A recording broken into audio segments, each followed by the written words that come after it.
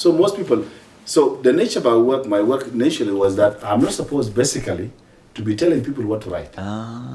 But I'm glad, that in the side, many people come home and you tell them, these are the guidelines, and even sometimes you read their case, you cross-check things out. How many South Sudanese were in that office? I think when I came, there were 2 people who left. Then I came in, I happened to be the one, and then later on I made sure that I recruit so many people because of the language now. Because most people used to come. I remember I told them, like for the Dinka community, for example, because I speak Dinka, because my mother is a Dinka, okay? But I speak my language, which is Luo.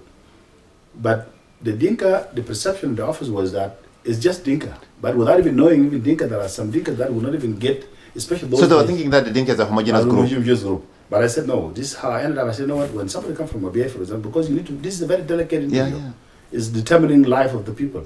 So if you misconstrue any term, you may lose the case. So I talked to Professor Kushtel. I said, for the Dinka themselves, you need to have also different group of them. So they ended up, I recruited somebody from Bor. I got one from Awil. And then I think I got one from Ngok. That's Abia side. Abia side. So there were 3.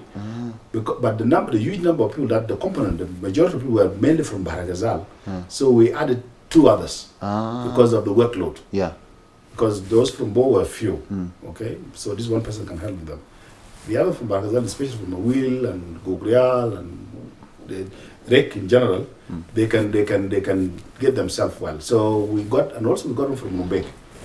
Okay, so that's. And also, of course, you also have other South Sudanese languages. Also. Other South Sudanese. We have one from Balanda. Most of the Luos, I had one. Sometimes we get somebody from outside deployed to come and specifically just to translate for that particular people. Then is paid. They did not recruit people because there were not big number. Because most of them were coming from Patuma, they speak Arabic, so they would prefer sometimes do the interviews in Arabic than actually speaking Luo. Now, what that puts you? For me, I think I don't know. I wasn't there as a South Sudanese, but I think that puts you as a bit of sign of hope to some people. How did people look at you? Like, were you now invited to occasions, to whatever? It added up into you. Most people that were there, especially from America, they know you. They know the family. So it becomes like more or less an extended family thing. So they will come home, even those who come from. I remember there's somebody still call you now. They will tell you, if not because of you, I would have not been to Australia. I remember the first South Sudanese to go to Finland were my case. The first South Sudanese to go to Finland? South Sudanese. The first South Sudanese, there were 35. 35 of them went? 35. In Nuba, there was a the batch of 35 people. Yes, there was but the majority was out. There was a delegation formed by the Scandinavians from Finland, Denmark, and Sweden and Norway. They formed a delegation of lawyers, immigration lawyers, and then people from the labor office, and then I think another component of them. They came and they wanted specifically high need cases from South Sudan, Blue Nile, and Nuba Mountain. So this legal advisor calls me one day in the office and said, there is a Finnish delegation coming, and you are now deployed specifically to do the task for these people. Apart from the job you are doing, you will be, because of your understanding of the rules and the language, both, you will be screening this. We have identified 35 South Sudanese and Nuba Mountain and Blue Nile to go to Finland for the first time. Wow. And I heard they came and interviewed this. And the high need case category, in the UN category, high need case is somebody like say in Kakumu for like 10 years, and they like a single mother, single parent who is in Kakumu for 10 years. They came from the village just in Kakuma. They have never been to any bigger city. This is considered to be a high need case. A family with a father with children alone, a family with somebody with a acute or clinical medical problem, people who are completely illiterate, who have never gone to school, but they're a huge family. So these are categories to be considered to be high need cases. I remember the group that went to Finland, there was a young man from Rumbek. The wife delivered to the hospital and then she passed on, and he was there with 2 children, twins. It was the first person that I picked as a high need case. Now this young man, what was the impression on his face when you told him you are going? It's just like the sense of relief, and because it's final destination for most people. The perception of going to the second world or the first world, for our people, it's something in vision that the moment you come to the US or go to Canada, everything is just like you've gone to heaven. Yes, yeah, like you're going to heaven. Yeah, but although there are so many issues that you encounter at some point. No, but also at least they know that your welfare is taken care of. Yes, and that's exactly what happened. You know, the group, I called him, and I told the lady, this person lost a wife a week before, and I think he should be given that priority. Immediately they put his name on the list, and then some other South Sudanese, there were 35 of them, they were screened, I interviewed them with the Finnish delegation, the legal advisor, somebody from the labor office, and one of the legal advisors was working for the UN, Anna Marie, was also a Finnish, so she was part of the team. Immediately they screened them, and they start processing them. Of course, the moment you get, they send them from protection, and then now your file is sent to a durable solution department. Yeah. Because durable solution department is the department that deals with cases that are settled. This is where they screen. This is what I used to do. Apart from what I was doing at the gate now, I was moved to help this lady to do the durable solution department thing, because if you, like Nelson has been given protection, you are given laissez-passer. At some point, we need to take your file. Then they study the case based on what you have written, based on family size, based on your education background, whether you will be fit to go to Australia, or you're fit to go to the US, or you're fit to go to Canada, because most countries have certain categories. Canadians always take educated families. Mostly they would go for those who are at least small, not large families, but educated. American take any. Australian also have some conditions. So now, being in this place, did you now, because by then your brother was in the family, did you view that as a different form of a fight also, what you were doing in that job? It was, because you're helping people. You know, I, down the road, you know, after late 1999, after he happened to be here, my brother was here, and then for the first time we spoke on the phone. Wow. After so many years. He sent me a letter, and then we spoke on the phone, landphone at the time, and I told him I'm in Cairo, and I'm planning to come down to Nairobi. Then on my way to the village. He said, Chol, I think your dad told you this, that he told me the war is finished. We have all liberated South Sudan. It's just a matter of time. Since you have a chance, the fact that you survived in Khartoum with all the difficulties, and you left as a young man, and you managed to finish your schools, and now you're married, and you are in Cairo, if there is a way of taking your children out to Europe, let them settle, and then you come back when liberate the South, I think your time will come, but don't come now. There's no point. That's the last story now I lost. That from here, I'm getting a settlement. So that means you got two instructions in this whole your life. The first instruction was from your dad. Go and study. And then you're left like just a kid to go and wander. The second instructions comes as a phone call from your late brother to tell you now, don't bring children here. Go. Your story almost sounds biblical because you know, like by then it was not an age of abundant information. Like it's not that it's not usually people communicate when there is death, when there is someone like there's not luxury of how are you doing. People don't call for that. So now he calls you and he tells you that you take the information. What do you do with it? Well, you know, I was a little bit at ease, because I remember it was a land phone. You know, the way actually communicated was coincidence. This Abdul Agao, who is now Secretary General in the government. Abdul went to Molalkon. He used to work with the organization in Cairo. And we never met before. He goes to Molalkon, he meets my brother Ajongo, and Ajongo tells him, you know what, I have my brother in Cairo. I've never seen him for very long, from 1982. He writes a letter with some photos, family photos, including his wife, the first wife. And children. Sending photos was a big thing by then. This is something. I have those photos now in my house in Canada. This is something this generation will not realize. But I remember you will all be seated down the whole day looking at them. And then I remember our family sat us down. We took these photos, and then they were sent. And I remember also we received photos of our relatives from Australia, and it was something that you keep for ages. So he sends you these photos. He sends letters and the photos, and I'm coming from work from the UN office, and then Uncle Abdul Agao came like yesterday from South Sudan. We get into the metro tram. I see a South Sudanese there, and I'm just standing here. He didn't know me. We moved toward each other. Okay? We shook hands, and he asked me, are you, because he had been in Cairo, he knows most of the young people there. He said, are you new in the city? I said, yes, I just came last year, but this is why you. I said, I work with the UNCR now. What's your name? I told him. He He said, Alan, I met your brother 2 days ago. When? I met him with Moloko and I have letters for you. From there, actually, we went to the house straight. Wow. With him, I straight away, I went down, we connected, we went to his house. This is the first time to know him. We went to the house and he gave me the letters. In the letter, he was telling me that he's going to Nairobi tomorrow. And this is the phone that I should call. Wow.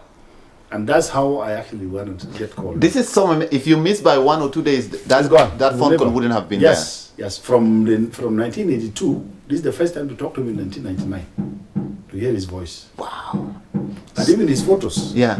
Because I presume if you even meet him on the street, You cannot know. Because the change. the change, and he was young and very vibrant, healthy. Because because also in the, I think it's fair to say, like he was having a harder time than you by all this. Of course. So now you have the phone call. I got his number. You go at the time. There's no phone at home. Yeah. Because the land phone will not connect you. You have to go to one of the centers. Yes. Yeah, and then you have 20. You have to put money like £20. Yeah. To deposit because you make a phone call now. Central. Because and you make a phone call and then you wait. Phone call, you call and then he picks the phone. I said, it was difficult, even to speak from the beginning. Yeah. The shock, hearing his voice, and it was just laughing. I said, really, you guys, I'm really bad off, and the family, everybody's fine. My mother passed on already at the time, 5 years later on, which I had when I was in Khartoum.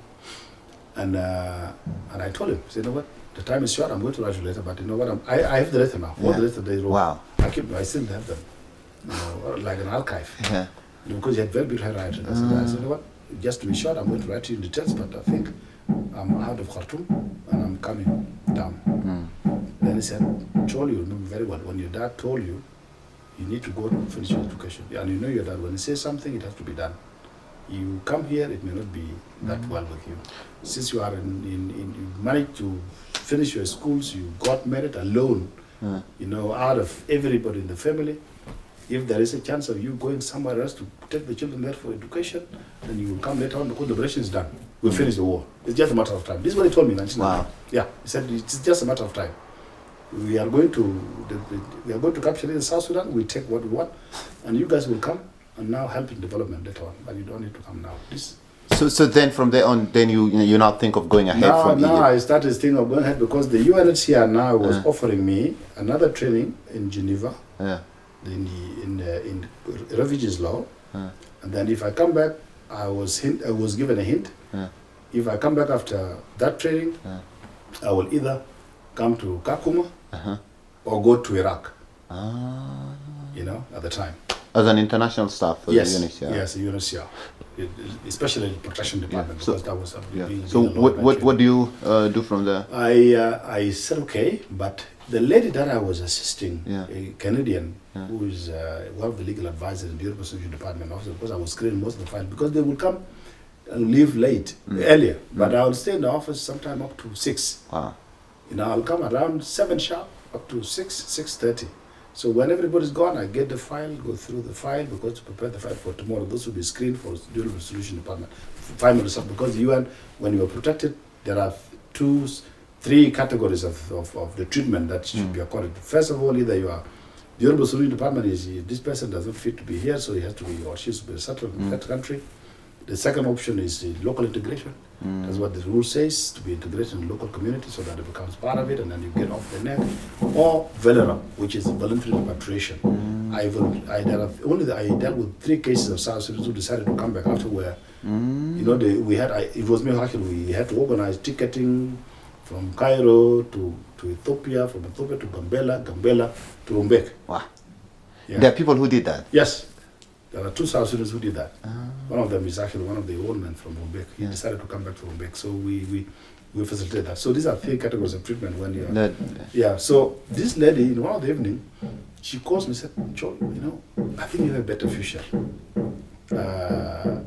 I know the UNHCR training and the rest, Iraq and Kakuma. My advice to you, and she's actually a Canadian from Toronto.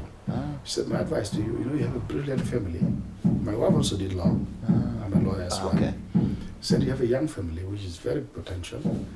I would strongly recommend that you take your kids first to Canada, and I'll tell you the city that you should take them to, and then you come up for other things. Because the future of your children and education is more important.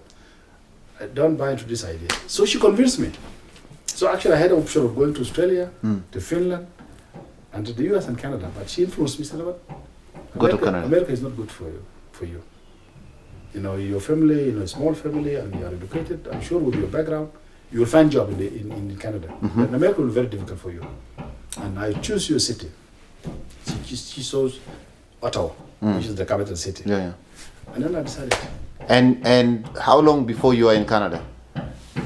It took me exactly 2 years. 2 years? Yes, and I went to Canada. And you went to Canada? Yeah. So you arrived in Canada, which year was this now? 2001. 2001, you're in Canada with your family? Yeah, in October, yeah. Was it cold or how was it? I just came back today and the following day there's snow. It was terrible.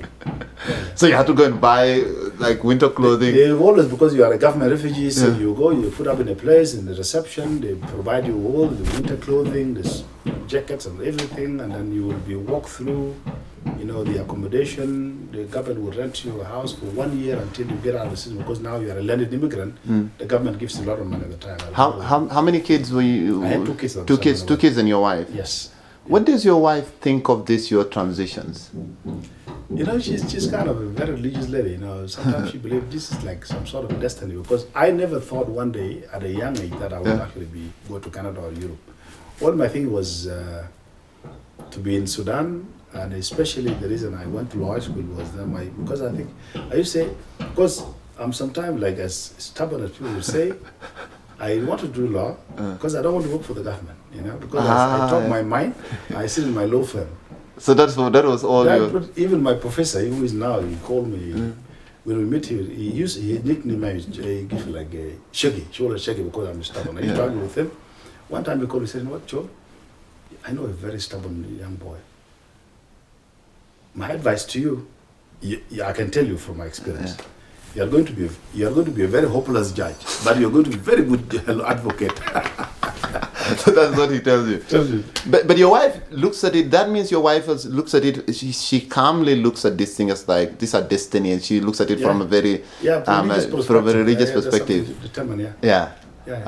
And you are a restless soul who moves around. Like hyper, very hyper. So now how long do you spend? How long did you spend in Canada? In Canada, it's funny. It's the same thing.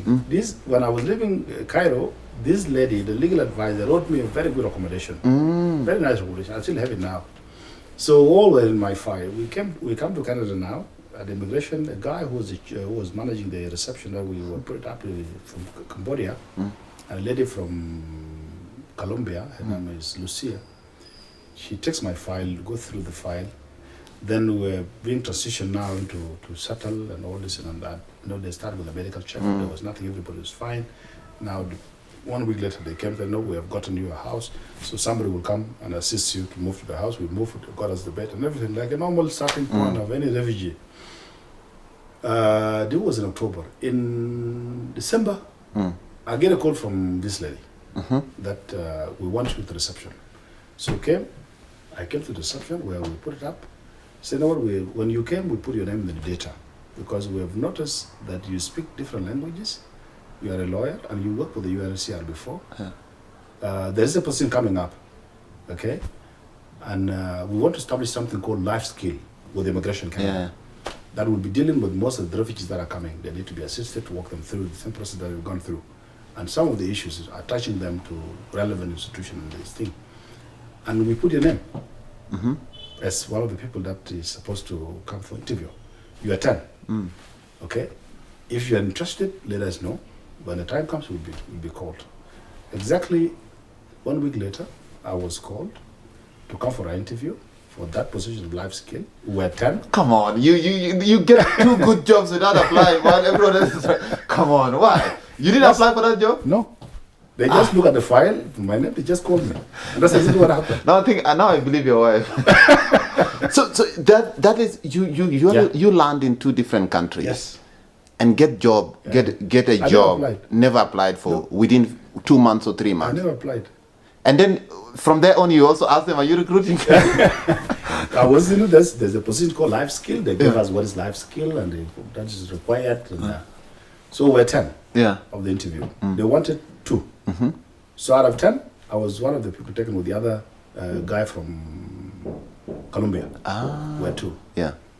But I was now seated the same office that I used where I was served when I came. Yeah. That was my office. You were now that was your office. How many months between those transitions? It was very short, like it was like 2 months later, and they said, you know what, by New Year 2002, the budget will kick in. It was 1 point something million US dollars. Wow, that's the budget for the department. This was a pilot project. And you were at the center of this, like now. I was basically managing it. But now you move from a junior person or someone who's doing thing, you move into a decision making and budgetary allocation and what. And that's also not only a new job, but also a new task. New task, and very strict. The good thing that the system is set in a way that you won't be able to have any problem when it comes to money management resources, because in Canada, in the US, you don't see money. It's all moves. Moves, yeah. Even when your payment is made, you really just you key down hours of the person that you have served. Are given to the management. They just translate it with the. It's not like in other countries where this is the money you are dashing. You don't even see money. They will just tell you this is the budget money somewhere. Then you start in that. Do you see yourself also in another position where you're also helping people also? I have South Sudanese as well. Through that. Yeah. Quite a number of them. Those who comes, because the moment you land, because the landed immigrants, the form itself, because there are people that would come with cases like. You look at the file, there are check boxes, there are boxes that are check and numbers. You were trained in a way, there's a check box number 3, for example, number 5. If that checked, that means that particular person maybe is HIV positive, is sick. So the role here is to make sure that this person is immediately connected to the relevant institution that assists them. Yeah. You will have some check that shows that this person has been gone through trauma, someone was killed or rape. I had cases. A lady from, I think she's from Rwanda. The moment she sees something red like that, she will go crazy. Totally crazy. I didn't know what was it, but seeking resource center, because you have a lot of resource centers. I shared that with one of our colleagues. They called one of the trauma and somebody in charge of psychiatrist. A sociologist. Psychologist actually, and then they immediately came the following day that we need to see the girl. They took her away, subjected to counseling, and they realized, I'm sorry to say this, but I think she was raped at a young age, and that created that kind of, this war, created that kind of trauma, even seeing red or blood, it triggers. So this was in like 2002, whatever. That means she witnessed the Rwandan genocide in '94 and fled through other countries and reached there. So I started doing that, all the way. That has been my job. I even later on I was asked to recruit now new staff who are now very senior guys. And, I remember. Every time when I go, I talk to them, one of the ladies from Eastern Europe. At the time now they had issue from people from Eastern Europe coming in, so I need to get some from Eastern Europe. I recruited one of the people from Afghanistan, who was actually a professor in teaching University of Kabul University. Rashidi, he's now one of the prominent guys also at immigration. I recruited the lady from Iraq, who's an Ambrana, who is now also, because there were also about 300 Iraqis came in at the time with very serious cases, and also from Myanmar. So I continued that job until I resigned. How does your perspective enlarge? You start from a perspective of just want to leave your village to go and fight for the SPLA. You move to Khartoum, where you're kind of like talking about the South Sudanese struggle. You move to Egypt. You're handling a lot of cases, but majority of cases from Africa. Is that fair? Yeah. Mostly Africans. Yes. I dealt with Afghanistan, is about 200 of them, but it was a very short period. There was few number of people, especially those who were following Ahmed Shah Massoud. Yes. Ahmed Shah Massoud was one of the key Afghans. He started cooperating with America at some point, but later when he got assassinated, a journalist from a Tunisian journalist from Belgium. He came in, they wanted exactly like the interview now, but kind of like this was a bomb. Wow. They organized for a meeting, and then the guy who came and sat and to start the interview, They assassinated him where, in Egypt? Yeah, no, in Afghanistan. In Afghanistan. So that so his followers now moved. Fled. Yeah. So most of them were from that section, Pushtun. So the Pashtun tribes. Okay. But then you moved to Canada. That's a bit of an enlarged perspective now. Yes. Now you're handling people not only from Africa and whatever, different. but now you're dealing with international issues of wars that happened in Eastern Europe, Afghanistan, Middle East, and all that. Myanmar, Were you very conscious to these transitions in terms of your perspective as a person or as a leader? You know, for me it was relevant because when you see people from Iraq, people from Rwanda, especially, this is how I knew that Kinyarwanda and Kinyarwanda are more or less the same. Yeah. They just very small difference. Yeah. And also we were strictly told, it happened that when I have somebody who is a Tutsi and then a Hutu, you can assign a Hutu to go and assist a Tutsi in finding, like I say, an accommodation or what we call life skill. Because life skill is they are given to people. You assume these people are coming from the refugee camp. If they are to move to a house, an apartment, somebody need to be identified from their community at least to assist them how to operate the stove. Yeah, the heating and everything. Because we had cases where people end up burning themselves, especially with hot water. Yeah. Somebody jumps into the tap and then opens the red water and they've jumped out, they slides, but there are cases of arm breaking the legs and all this kind of stuff. So you have to do integration. Need to be coached. But the bottom line was that when you see people from Iraq or from Afghanistan, you always relate to what is happening in South Sudan. Yeah. So like you see, you know what, it wasn't only lone South Sudan suffering, there are other also people who are suffering from somewhere else. So you feel them, and it's easy to understand them. Because as a refugee, nobody will decide to leave his country or her country unless there are reasons that force them out. So this one was more or less like you feel sympathetic to their case. Because you understand their perspective also, because from. now So it helps you. So now then you resign in which year? 2006. 2006 you're like, okay, this is 2006 now SPLA signed peace agreement 2005, and then now I get a call from one of our colleagues because I was the chair of the SPLM chapter for 2 years, for 4 years in Ottawa. You're the chair of the chapter there. The chapter there. What does the chair of a chapter do?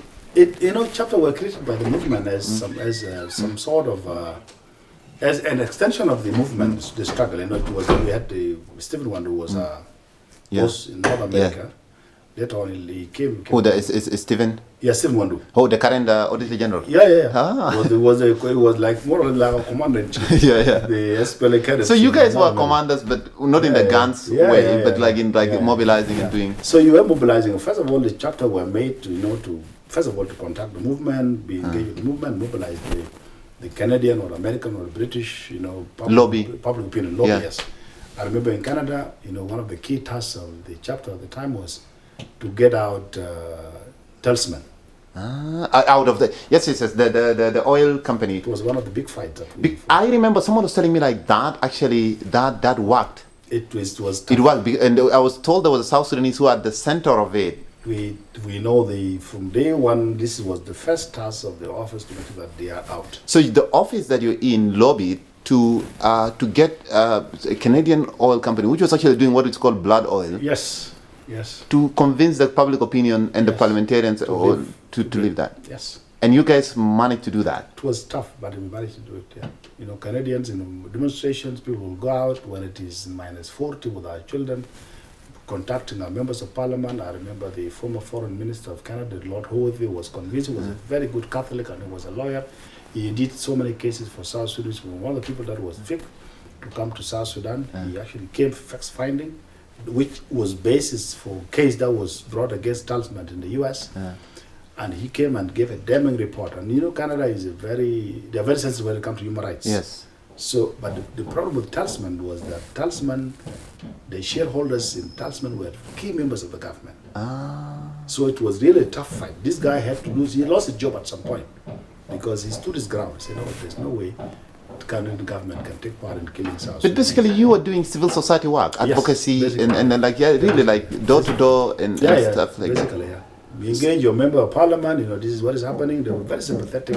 And there were quite a number of Canadians who were real sympathetic. Like I remember this gentleman called Neil Middleton, who was very, very supportive of South Sudanese case. This gentleman was here as a first secretary in Canadian Embassy in 1982 in Kenya. Wow. So when the war started, he was here. He followed the case of South Sudan, almost every demonstration.